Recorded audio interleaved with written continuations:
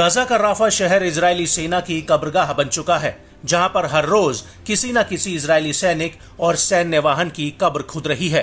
Rafa के हालात इतने खराब हो चुके हैं कि अब इजरायली सेना को लग रहा है कि वो हमास का सफाया कैसे करे। ये बात तो दूर रही, बल्कि अब रफा के भीतर वो हमास के हमलों से खुद को कैसे बचाए, ये अपने आप में बहुत बड़ा सवाल है। वहीं इजरायली पीएम बेंजामिन नेतन्याहू इस बात पर अड़े हुए हैं कि जब तक आईडीएफ तय किए गए लक्ष्यों को हासिल नहीं कर लेती, तब तक इजरायली फौज गाजा से वापसी नहीं करेगी।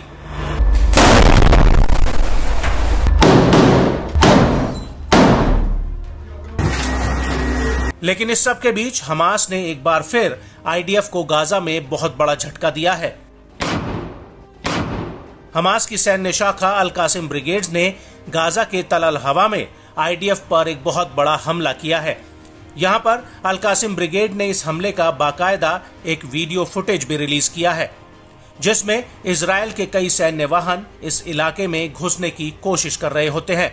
लेकिन अल कासिम ब्रिगेड ने आईडीएफ की राह में कई बारूद आईईडी बम बिछा दिए थे। इसके अलावा यहां पर बड़े पैमाने पर एंटी पर्सनल विस्फोटक और एक इजरायली बम को भी तल अल हवा के 2 सेक्टरों में बिछाया गया था।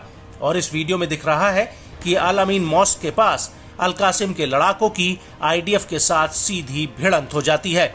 यहां पर अल कासिम के लड़ाके रॉकेट प्रोपेल्ड ग्रेनेड यानी आरपीजी आईडीएफ के हमवी ट्रक पर दाग देते हैं।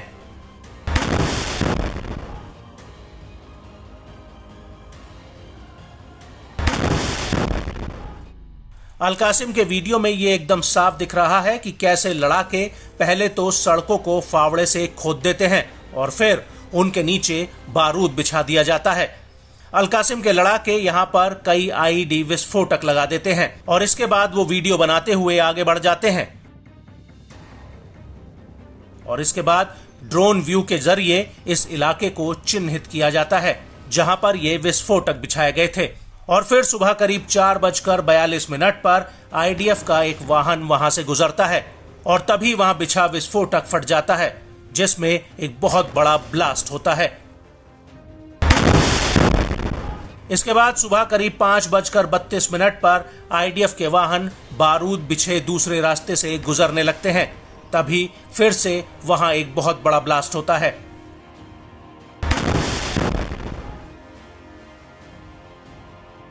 इसके बाद सुबह करीब 7:13 पर सामने से आईडीएफ का एक वाहन आता हुआ दिखाई देता है और तभी वहां पर एक बहुत बड़ा ब्लास्ट हो जाता है, जिसमें करीब 5 मंजिला इमारत तक धुआं उठता है।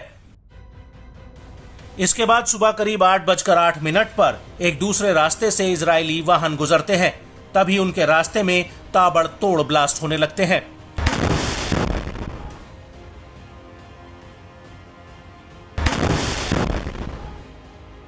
और इसके बाद हमास के वीडियो में आईडीएफ के वाहनों के टुकड़े नजर आते हैं